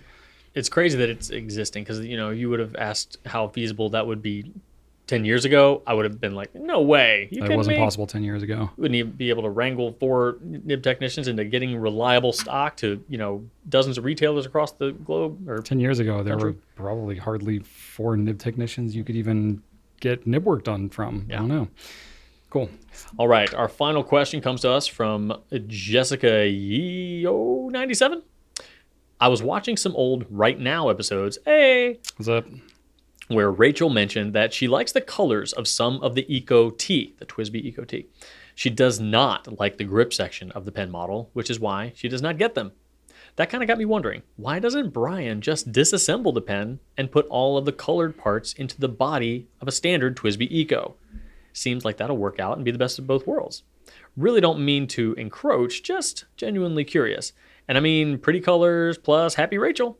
Sending my love to you and the team and Drew's lovely corgis. Oh, they are lovely. I went home on my lunch break and got some corgi snuggles. It was so nice. That's awesome. The reason that I haven't done it is because I've literally never thought of doing that. So as soon as I saw this question, I was like, oh, that sounds really interesting. and I always love destroying some pens. Not destroying, dismantling some pens. So I was like, this is going to be a nice segue into our spotlight of the week, which is to swap the body parts on a couple of TWSBIs, which I think is going to be kind of fun. So I don't typically Franken pen. That's not like my default mode. So that's part of why Rachel never suggested it. She also has like a bunch of Ecos. So it's not like she's like hurting to get any more. So even when we like went back and asked, because I mean, at this point right now was years ago that we were doing that. But I went back and asked her and I was like, do you remember doing this? She's like, I don't remember saying that at all, but sure. I guess she remembered maybe saying it, but didn't have like a specific color in mind that she was like pining for. So if you ask her about it, she'll be like, yeah, it's fine. Cause she has a bunch of Ecos already, but I went ahead and grabbed 2 Ecos and I was like, we're going to swap-a-roo some parts on these things. So anyway, I think that this definitely could work. I have not tried it, but there's no reason in my mind why it wouldn't work. So we're going to segue this into our pen spotlight. But before we do, I will say that if you want to send us any questions, you can email us at pencast@gouletpens.com, or you can post down in the comments below and we'll take a look at those. So without further ado, let's go ahead and do some Franken Eco spotlighting. All right, Franken Eco. So which one is the Eco T? So if you look at the difference here, you can go. always tell by the shape. So the Eco T is going to have the more triangular top to it. It's kind of a rounded triangle, but, I see. and as opposed to the regular hexagonal. So that's the main way to tell. It's also, if you look at the butt end of it, you got the triangle thing versus the hexagonal. And then on the grip, which is really going to be the bulk of what we're doing this for, on both pens, it's subtle, but there is more of a triangular happening on the grip on the Eco T than there is on the regular Eco. It's hard to tell. Yes. I don't know if the angle shows it a little bit. So the Eco is basically round. Eco T, can you see little Yeah, I little see a bulges little there? bit of a fin up at the top there. It's subtle. Boy, you really can't tell that at See, all. I've never really cared or noticed. It is not something that intrudes upon my grip. It's not a huge difference, but it is somewhat noticeable. And because Rachel has a 4-fingered grip, It probably matters more to her. she feels it maybe a little bit more. It's never been enough to like, oh my gosh, I can't use this thing. It's just like, somewhat of a preference. But either way, just in case you wanted to do this or wanted to do it for any other type of reason, we're going to show you how to swap the parts on this. So basically, the Eco and the Eco T, the only difference is going to be, the shape, the slight difference in shape of the grip, and then the shape of the piston knobs and then the caps. The rest of the guts of the pen are all similar. So we can actually swap them out if we are so inclined, if you really want to get that different grip. So I just thought we would demonstrate that here today. We are so inclined today. Okay, so I'm going to try and do this without everything rolling away.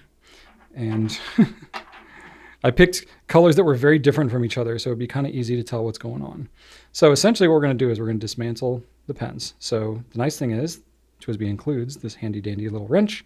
This is the plastic wrench that comes with the TWSBI Eco. They include a metal one with the 580 and the 700R. So you just kind of unscrew the knob on the back here, and then there's some flat indentations here that are kind of hard to see, but they're on there. And then you've got your little wrench, which has, obviously flatness to it. You just kind of turn it until it drops in place, and then there you go. You're locked in. If you turn it, which way is this? Clockwise, that is going to unscrew your knob out of the back. Righty loosey. There you go. Just as the adage goes. And then what I like to do is, before I pull it all the way out, is I like to just move the knob up a little bit. Just that way the piston goes up and it just stays more secure. You're less likely to lose the piston if you do it that way. So I'll keep on unscrewing that. I don't know exactly how many rotations it is, but you can count it in the video if you really want to. Okay, there we go. So got that. So I'm just going to keep that whole mechanism together as one unit and then set it down. Okay, so now I've got those parts taken apart, and I'm going to do the exact same thing on this pen, right? So I'm just going to repeat. Okay, so I'm going to move the piston down.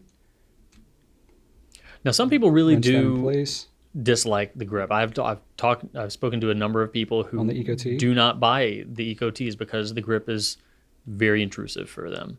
And honestly, this is like a sort of a Band-Aid solution, because if you swap this, you're still going to have that Eco T grip. Yeah. It's just going to be on a different color pen. So you would have to swap it out every time you want to actually use the pen if you truly wanted to only ever use a regular Eco grip. Yeah, But I guess if there's an maybe Eco that's T your you really like inclination. the look of and you're able to get like a regular Eco cheaply, Yeah. you know, So here we go. So now this is the Eco T with its little T grip. So say I wanted to make my regular Eco green. Basically, all I do now is take the green part and just reassemble the thing like such.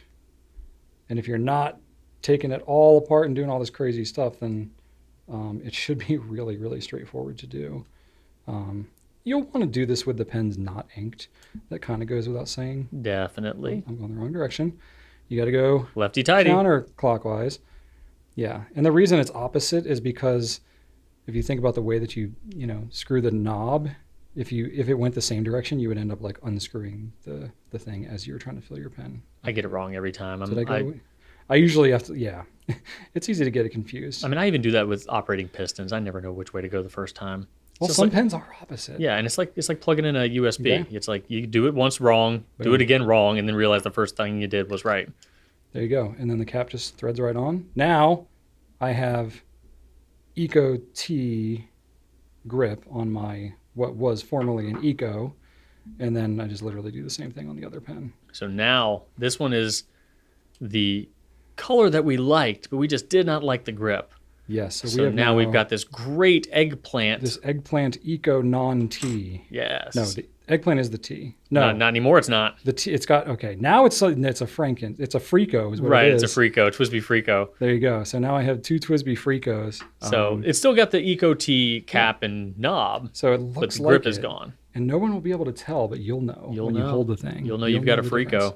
So there you go. That's about it. I mean, I could go into details about how to disassemble the piston and all that kind of stuff, but maybe that's for a whole other thing. We do have videos on how to disassemble them. We even that goes into got more we've detail. got a contest too.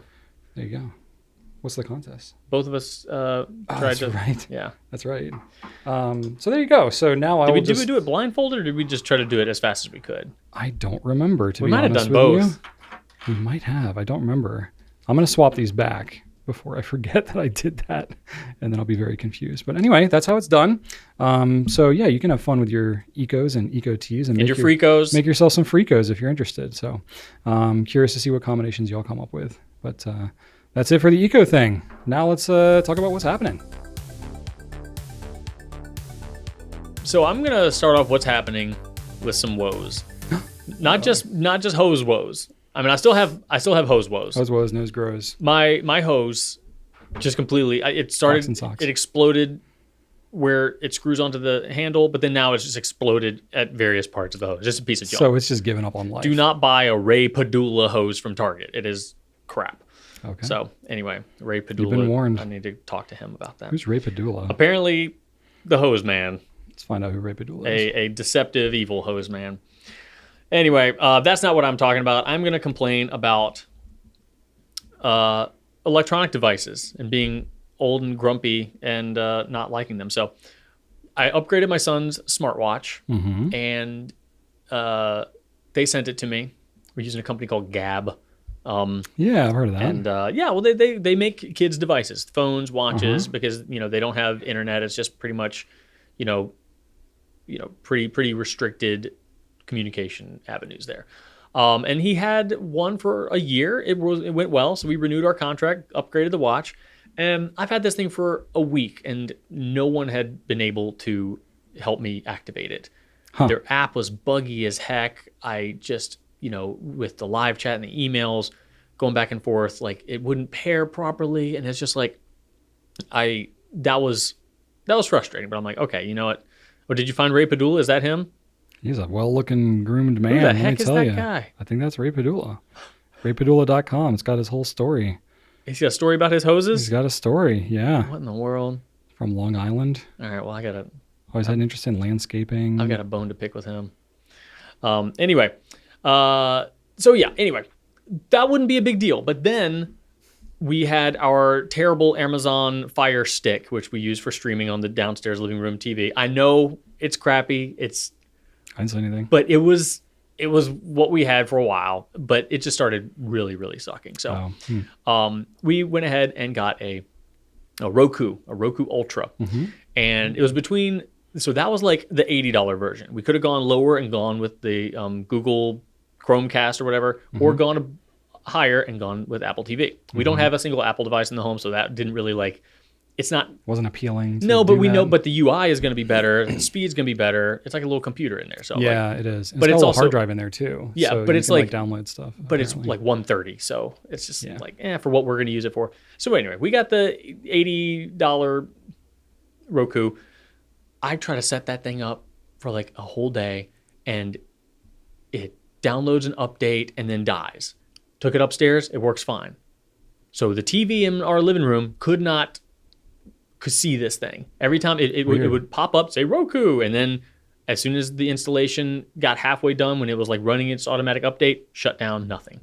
Weird. Got on the live chat with them now, so I'm doing that whole thing. And they're like, nope, sorry, it's the problem with your TV. I'm like, really? Because I had a device plugged into it earlier today, and it was fine, kind of. It was cutting in and out, but... So I got super frustrated about that. So we went back. I still didn't want to pay for the Apple, so went to get a Chromecast. That was like $30 because we didn't need the 4K version because that TV is not 4K. Came back, same problem. Maybe the problem is your TV. The problem was my TV. Get out of here. So all of a sudden, which is probably why the Amazon thing started screwing up so bad, all of a sudden my TV decided that these HDMI ports, both of them, are not going to see devices anymore. Maybe it's not the port. Maybe it's like something in the board. Maybe or something in the computer. Yeah. I factory reset my TV. Yeah. Still nothing. I was just at my wit's end. And then halfway through the second installation of the Chromecast, it flashed, went, and then came up. And I'm like, okay, don't touch it. I hit the OK button. I put in the Wi-Fi password, and it was good. We watched an episode of Game of Thrones. You're like, nobody move. And I think, okay, we're okay. And the next day, turn it on again, does the same thing, nothing, no signal. But then it's like, oh, nope, here, nope, no signgle. It's like there's a short or something. Like probably some soldering has come loose or whatever. Yeah, so that's really frustrating. So sounds like you need some television surgery. No, I need a new TV, and it's a Samsung. Crack that thing open. Solder some stuff. Less than 5 years old. Yeah, that's frustrating. So I'm like, I used to be like a Samsung fanboy. Now I'm like, all right, where's my next Insignia? Give me a Vizio. They're all made in the same factory. Right. I'm so over the whole brand loyalty thing. Yeah. So, especially with electronics, it's tough to really have that loyalty. It is. So that was annoying. We've got. I'm trying to remember what we have. I think it might be a Samsung. I'm not sure, but we have one working HDMI port. So we have a multi-channel switcher thing because I was like, I don't want to replace the whole TV. Yeah. I still got one working port, so let's just make that happen. Yeah, luckily they're a lot cheaper these days. So we'll just add that to the list of things we need to buy. But for now, every time we want to watch something, we have to just give it time to freak out about 5 times, and then it'll recognize it after a while. But Interesting. I think that the time is short on that. It's not going to get better. I always like, with things like that, with electronics, I'm always like, let me just crack it open. Because my dad always taught me, like, just give it a look-see. Yeah. Because it's like, you never know. You might find something simple in there. I've had it before. I've had like a washing machine that was like making crazy noises and all this stuff. Turns out it was like an underwire that came out and was like stuck in the little drain port or whatever. Simple, pulled it out, worked beautifully after that. It's like, it's always good to do a look-see. But every time I crack open electronics like that, I look in there and I'm like, I don't see anything wrong. Yeah. This is mysterious. I can do that. I can do that with like a Game Boy board. Those are very simple. Yeah. If there's something very obvious, I can locate it. But a TV, man. Also, that TV was so hard to mount. It's above the fireplace, and it's just like, it's gonna be a chore just to get it down. If it's coming down, it's staying down. Oh boy. Okay. Yeah. So I don't know. Maybe I'll look into it after I do replace it, and maybe not take the other one out of the box just yet if I can't fix it. Yeah, nothing to lose at that point. Yeah. So we'll see. But then on top of that, we had a leaky toilet. Oh my gosh. I knew that. Sounds like you're the one with the wizard curse here. I'll tell you what. The upstairs master bathroom toilet had a leaky gasket, and it was a weird sort of configuration. It had like this rod thing and this like cone thing that went over the hole. It wasn't a simple flapper on a chain sort of deal. It was it was a weird thing. But anyway, I knew that it was slowly dripping, and I need to replace the whole internals. And I went to do it one day and realized that the shutoff did not shut it off. So I was like, well, crap. If I can't shut off the water, I can't do this. So I need to replace the shutoff valve now. And it's a copper pipe. I don't have a lot of experience working on copper pipe. I either need to cut it or unsolder it. And I'm like, all right, I don't have a pipe cutter. I don't know how to do that. So let me at least get somebody out to replace that part so that I can go and replace all the innards of the toilet. Guy comes out, says, yeah, you need the whole toilet. You got all the insides. I was like, I know. I'm going to do that. I just need the valve replaced. Well, I think we should do it all. I'm like, I know we need to do it all, but I just need the valve replaced. I can do the rest. Okay, well, it's a 2-hour minimum, so I kind of have to do it all. Paying to do it anyway. So I was like, oh, that's fun. I'm like, I don't want to pay for something I know I can do. I've done it like with all the other toilets in the house. Since I've started renting houses, I've probably done 12 of these. Yeah. But I was like, all right, well, the last sounds one like you're already paying them anyway. I know. The last one I did need to cut 2 out of the 3 bolts with my little Dremel, but I did get all back in there because they were rusted all to heck. You couldn't do anything with them. So I went ahead and said, yeah, forked over the cash. And then after he was done, I was like, hey, how'd the bolts go? He's like, oh man, I had to cut one off. It was difficult. I was like, yes, good. Got your money's worth. Yes. I wanted it to be miserable because, I thought about how much the last one sucked, and it took me. I had that toilet was out of commission for like a couple of days because I had such a pain. My little Dremel just you have to work at that thing for a while. Yeah. He used a little mini skill saw or whatever, a little thing. One of those. Yeah. And I don't have one of those either. I'm not going to buy one, but anyway, those are my woes. We're all good now. I want to talk to you about corn pizza. So. Corn pizza. My son and I went. Is this like pizza made with like corn in the dough? No, it's just pizza with corn on it. Corn as a topping. I don't generally have weird pizza. I'm a pretty traditional pizza guy. I like cheddar cheese every now and then, but that's as weird as I get. But it's not that weird. There's a place called Mod Pizza. It's like one of those Chipotle pizza places where you just kind of make your own pizza. Yeah. There's corn there. I don't think it's mostly for like the salads, but I've gotten corn on the pizza a few times. I've gotten corn on the pizza, yeah. I'm into it. How do you feel about corn on the pizza? I think it's great. Yeah, but you also like Hawaiian pizza. I love Hawaiian pizza. So you can't be trusted. I like barbecue chicken. Oh, see, never mind. I'm asking the wrong person. See, I can't trust you now. When I go to Mod, I'm like, don't give me pizza sauce. Give me barbecue sauce as the sauce base. And then I do barbecue chicken. And then I'll do lots of cheese, like every type of cheese. Like give me the shredded, give me blobs of mozzarella and all that kind of stuff. I'll do corn on there. Yeah, that's a good combo. Can the pizza support the weight of your pizza? It gets tested. Not as much as Rachel. Rachel gets like friggin' salad on top of her pizza when she goes. It's like veggie explosion. Oh, that's amazing. Yeah, you almost have to like. I like Mod pizza. Pick up a fork to like. It's pretty good. Well, you get your money's worth. You can. Yeah, definitely. So I don't know. I enjoy getting corn on the pizza every now and then. Just corn? No. I got. You're talking about just corn as like an. Yeah, I got spicy Italian sausage, some cheddar, some mozzarella. Oh, okay. But yeah, I just like. I'm kind of surprised that corn isn't more of a option. Like no delivery place has corn on the list for additives. I mean, it is kind of weird, I guess. Yeah, I just don't know why. Why is it more weird than pineapple? I don't know. Like it's a vegetable, kind of. This is America. It's like we have corn coming out of corn, our ears. Let me have corn on the pizza. But anyway, yeah, I just wanted to kind of weigh in on that with you. I'm all for corn pizza. My family is really upsetting me with their recent love for barbecue chicken pizza. It's amazing. Sounds like they have great taste. I'm outnumbered there, so we've had barbecue chicken pizza show up in my house a couple times recently, and I won't touch it. I don't like sweet meats. You know how I feel about that. I love sweet meats. Oh man, corn just makes it even sweeter. That's true. I will say that the corn does sweeten things up. It does. I don't know. You got your sausage with some corn on it. You're dabbling, Drew. Yeah. Be careful. It's dabbling a slippery slope. Sweetness. That's right. I watched a couple movies this weekend by myself. I enjoyed Top Gun because I got a 4K 2-pack with Top Gun and Top Gun Maverick. Okay. So I sat down, enjoyed myself some Top Gun. Is the OG one? Yeah. Put the headphones on this time, so I was like, really into it. Immersive. That was quite pleasant.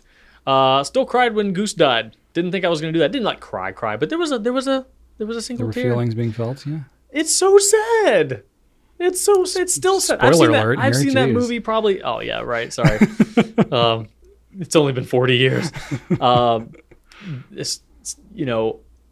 I've seen that movie so many times. Yeah. Didn't expect that. I was going to watch Top Gun Maverick right after that, but Archer was like, hey, what are you watching? I'm like, well, I was going to watch Top Gun Maverick, but do you want to watch something?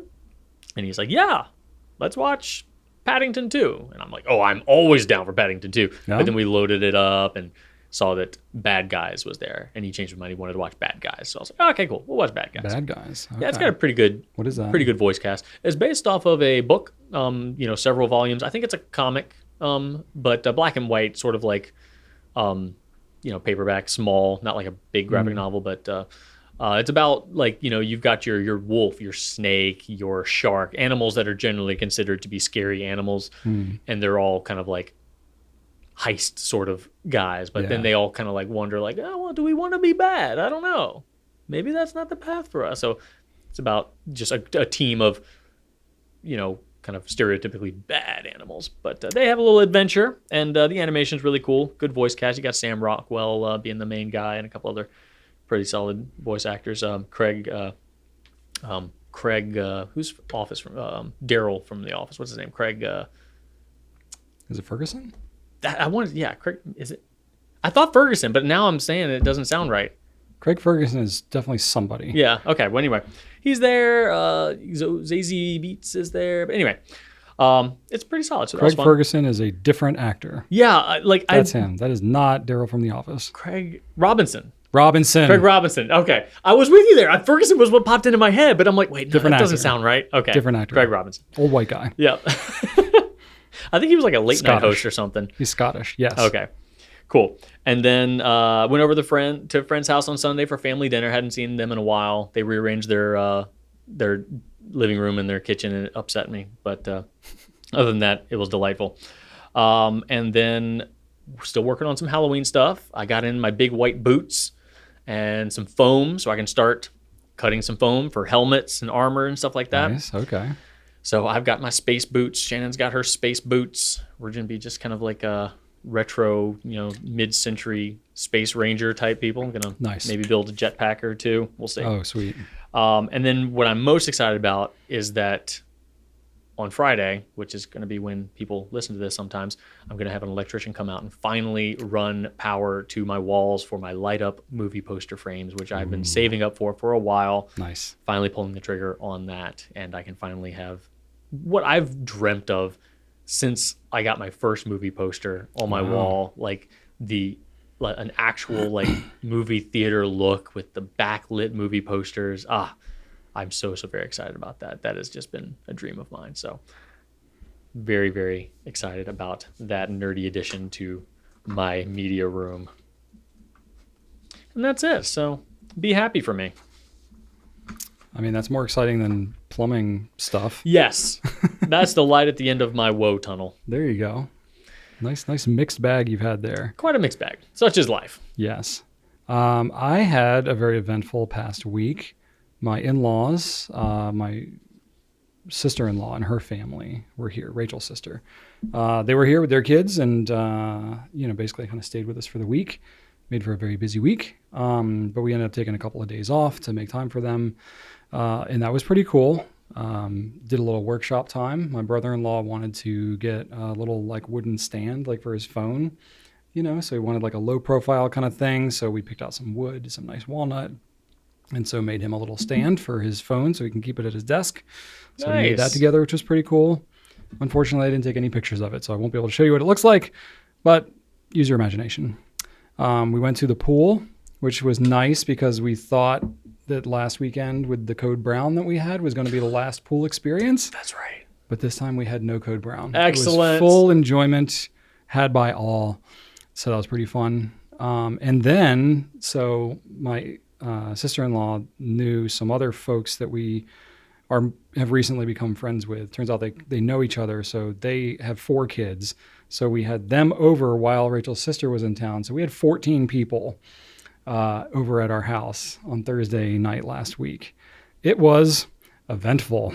That is a lot of people. And let's see here. My kids were the oldest ones. I was about to say, how many kids? Well, for 8 kids. Oh boy. Yeah, out of the 14 of us. I bet that was quiet. We were outnumbered. It was nice for them to be outside. The trampoline got good use. That's right. Yep, the trampoline was great. But then they came in, they were all just sweaty and disgusting. And so we were trying to think of like what meal can we cook that's simple enough. because I worked on Thursday too, like a full day, and it was like I was exhausted, and I was like, what are we going to do for dinner? So we ended up doing a Brenner. So we did a mass of pancakes and bacon and all this stuff. Nice. And I mean, I love Brenner. Brenner's easy. It's always a hit. It tastes amazing. But, we didn't know if it was going to be enough food because I never cook for like 14 people, especially breakfast food. So we did, I forget what it was. It was like we like quintupled the batch of pancake batter. We did, I think it was like 20 eggs or something like that, and 3 pounds of bacon, plus all kinds of fruit and everything. Is one package usually a pound? Of bacon? Yeah. I don't know. I wasn't in charge of the bacon. Okay. I want to say maybe. I'm not sure. I don't think it's usually a full pound. I think it's usually like 8 ounces or something. It can't be a pound because like pound of ground beef is huge. Yeah. Bacon must be like quarter pound or something. Yeah, I don't know. Okay. 6-8 ounces, something like that. Yeah. But either way, we did 3 pounds of bacon. And 3 pounds of bacon. Yeah. And literally everything we made got eaten. Hold on. I can feel a pound of ground beef in my hand right now. Yeah, I feel 3 Imagining of those 3 of those with bacon in it. Yeah, it's like a bunch of packs of bacon. Yeah. Oh my God. It was a lot of bacon. That's a lot of bacon. It was. It was delicious. And it was great. Like everything went well. We didn't have enough seating for everybody, so we kind of ended up doing, and it's pancakes too, so we kind of did it in shifts. So we fed the kids first, and then by the time they were done, basically, then all the adults got to sit down. So that worked out. Yeah. So that was a new experience for me, mass cooking a giant Brenner like that. But we pretty much nailed it in terms of how much food. So I'm definitely more when I'm cooking, especially like a Brenner, like something like that, it's easy to just like add another fruit, whatever. I'm definitely more of like let's just make more than we think we're going to need. We can always reheat pancakes or whatever. And yeah, we ended up with like the perfect amount of food. Nice. No leftovers. No one was hungry. It was great. We always buy pancake mix at Costco. Get a big one. Oh, that's smart. It always lasts. It's always there. And, it's cheap. Cheap breakfast. Yeah, it's good stuff. And it's a crowd pleaser. Like, Yep. Everybody loves it. Let's see here. We ended up doing a whole bunch of family stuff, playing board games, the whole thing. And then they went out of town. And then I went over and helped my sister with assembling a gazebo thing on her deck or whatever, was it pergola or whatever it's called. I helped with that for just a little bit out in the hot sun, and that was fun. Actually, I had my pen on me while I was doing that. The carport pen? Didn't even think about that. But yeah, I just realized I definitely had the carport pen on me. It's good luck now. That's just, I guess, the pen that I build overhead things with, Yes. apparently. So did some of that, came back with sweaty and disgusting, and then took my kids to the Science Museum. Oh. Yes. So this was while I was in the pool with my niece and nephew. Rachel had coordinated something with our kids' friends to do a science museum get together because school's starting this week. It was like last of the summer get together with the kids' friends kind of a thing. So we did that, and Rachel was exhausted after the whole week with the family and was doing seriously 8 loads of laundry. And so I was like, all right, I'll take them to the Science Museum. So I had no part in planning this. I was like, just tell me where to go. So it was like that. And then we were getting dinner afterwards in the city somewhere. So Have they finished construction there? Because the whole front area has been all torn up for last couple times I've driven past it. I didn't see any construction this cool. time. Okay, so cool. So it's all green up front now? Yeah. No scaffolding anymore? Yeah, cool. no scaffolding. Yeah. Good to see. Yeah.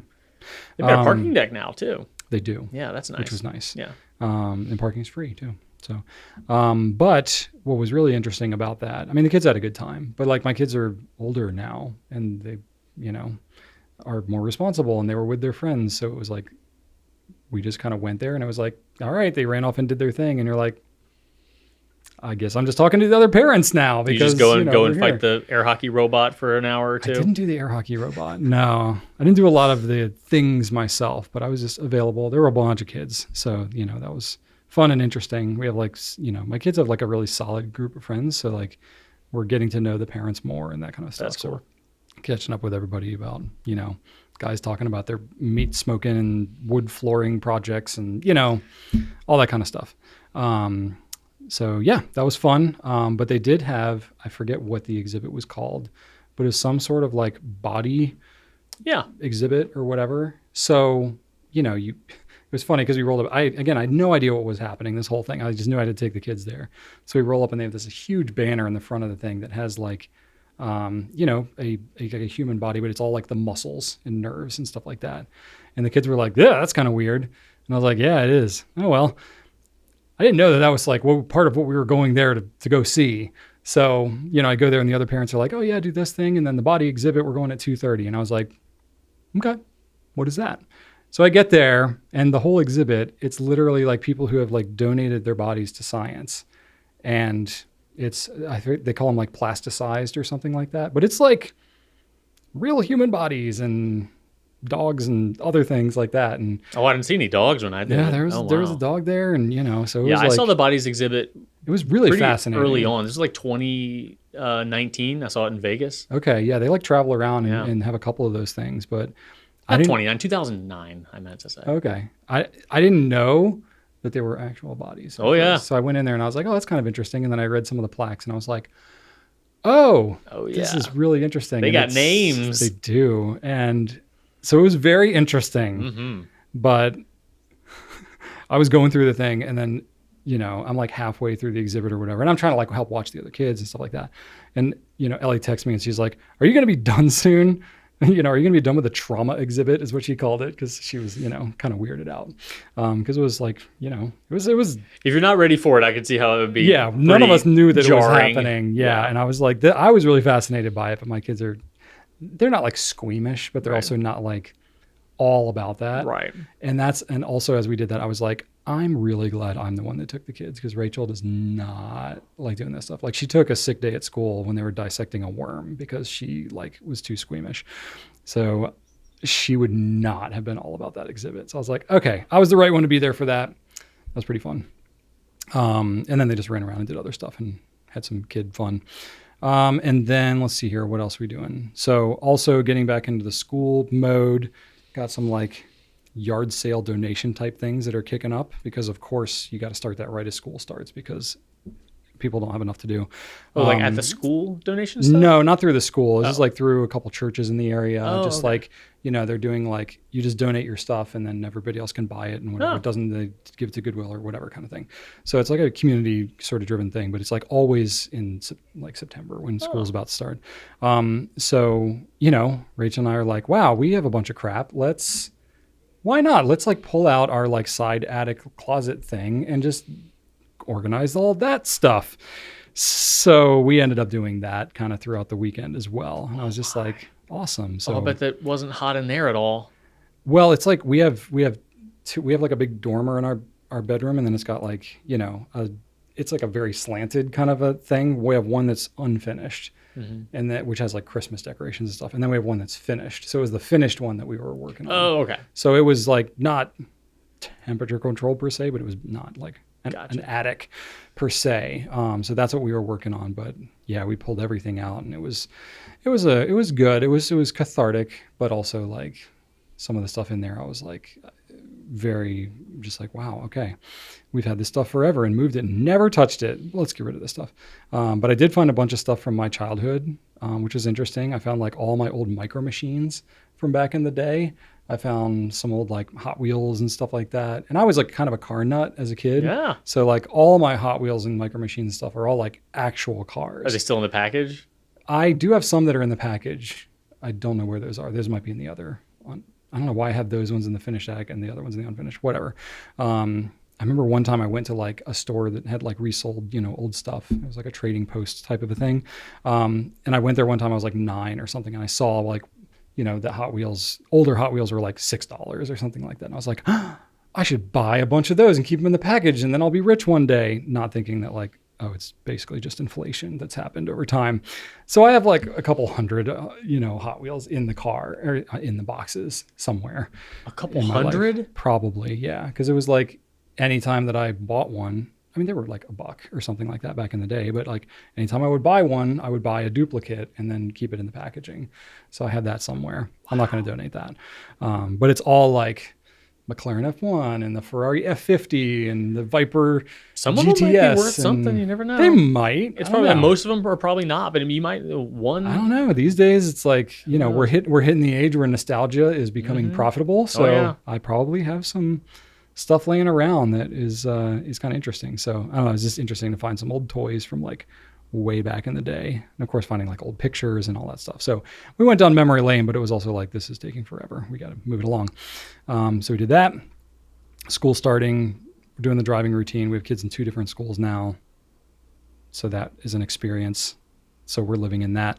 And that'll be the next 2 years of just craziness. And then my kids will start driving and then I'll never have to do it again, which is just crazy because 2 years is going to come real quick. And then last thing is I'm picking the guitar back up because why not? I don't have enough hobbies. So what about the saxophone? I'm still doing it.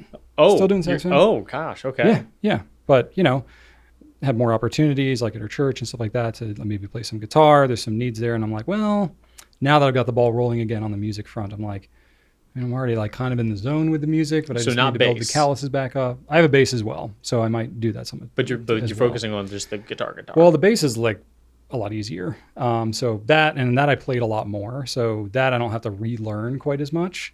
So that, I play bass every now and then, but really it's the guitar. And especially because we went to the Creed concert, we had that workshop with Mark Tremonti. Right. And I was like, man, Mark Tremonti really shreds.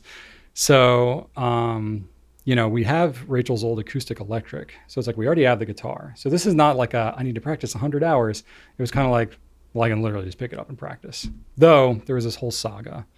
This shows my ignorance here. So I went to go and tune the guitar, right? So Rachel's old guitar, because we hadn't played it in 15 years probably. So I was like, it's definitely going to be out of tune. I didn't remember what notes the strings were supposed to be. So I go to tune them and I'm tuning them to the wrong notes, way too high. So I end up breaking a string because I'm tuning it to the totally wrong note. And I was like, cool. I don't remember that. Okay, that was dumb.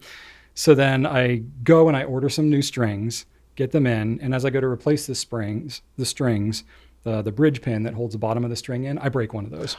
And I was like, cool. So still can't play the guitar. Got to order some new bridge pins now. And yeah, we don't live like near a music store or anything, so I had to buy it all online. So it took me like 3 weeks just to actually be able to get a functioning playing guitar again. But it's functioning now. But now it's functioning. Okay. Yes, and I'm doing it and building up my calluses, and it is not the most comfortable thing in the world, but I am enjoying it. And it's interesting because like I played guitar when I was like 15, 16, and then I pretty quickly switched to bass. So I didn't play that much guitar in the grand scheme of things.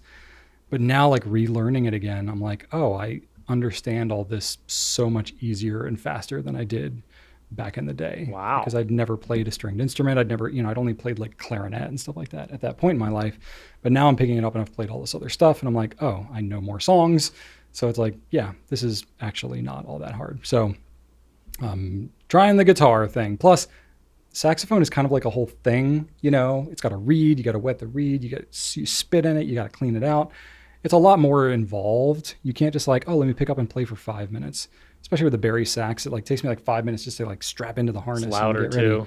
And it's louder. But the guitar, you can just be like, you can just have it there in the corner. So it's like 5 minutes, it's like, oh, I don't really feel like you're doing anything right now. And then it's like, oh, I'll take out the laundry, or like the dinner's going to be ready in 8 minutes, pick up the guitar, plunk a little bit. So that's kind of where I'm at with it. So it's not really like as much devoted time practice necessarily, but it's in the mix with everything else now, in addition to archery and woodworking and Rubik's cubes and saxophone and all that. I'm like, I just really never stop. But it's all old hobbies that I'm picking back up. So maybe I get a pass on that one. I think so. But anyway, so enjoying that. And then I ordered an electric guitar as well, which is going to take a while to get here because I always wanted to play electric guitar. I only ever had acoustic. And I'm like, yeah, this is happening. What kind did you get? Well, I have ordered the PRS Mark Tremonti special edition version.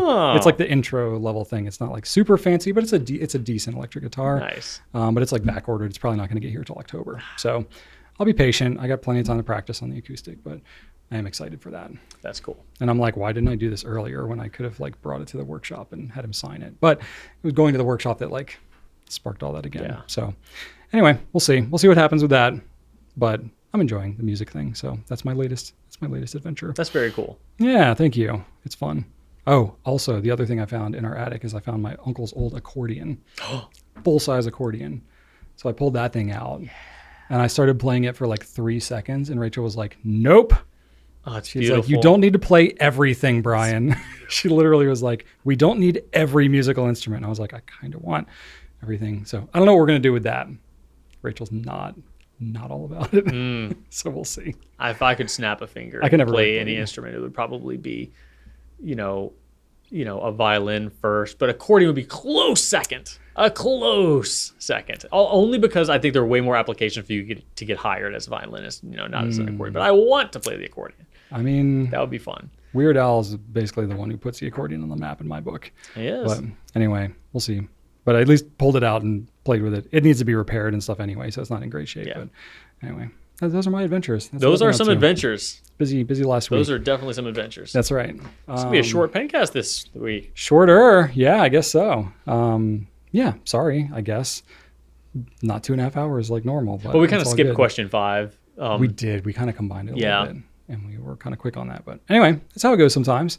So yeah, we'll go ahead and wrap this thing up and got a fun fact for you. All right, everybody, I want to thank you for watching. Please leave us some feedback. Let us know how we're doing. You can ask us questions down in the comments. Email us at Pencast, gouletpens.com. Check out gouletpens.com for fountain pen, ink, and paper needs, of course, our self-sponsoring. And then my fun fact. I didn't go super deep on this one, but I was just curious, like, how long have 3D printers been around? I have no idea. So quick Googling, not verified sources. 2007. Really. Decent guess. So what's interesting, 3D printing is actually older than the internet. What? Yeah. So the World Wide Web, I should say. You got ARPANET and all that stuff that was back in the 60s or whatever. But, the World Wide Web came out in 1989. So 3D printing kind of officially started in 1986.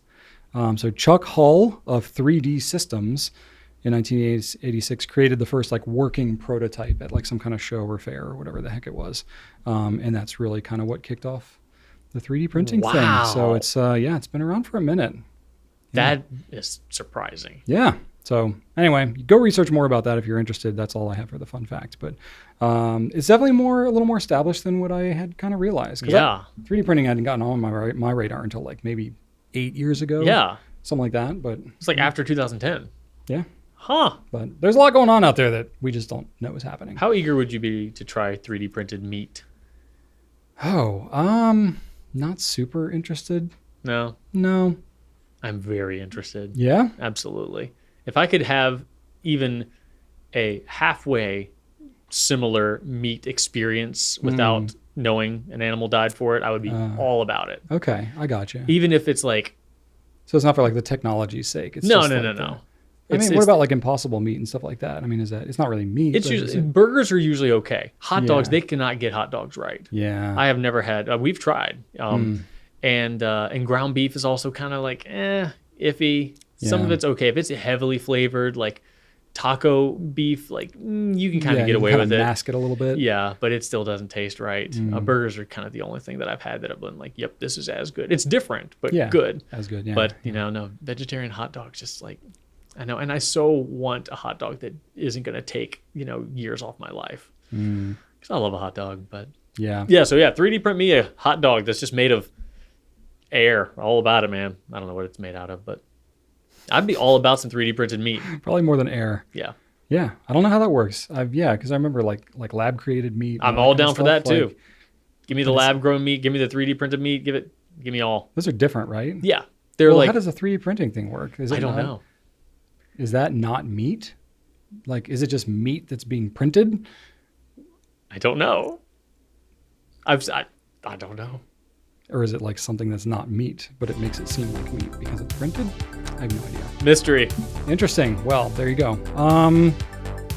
We probably raised more questions than shared facts, but that's what we got for this week. Thanks for watching, everybody. Hope you enjoyed it, and right on.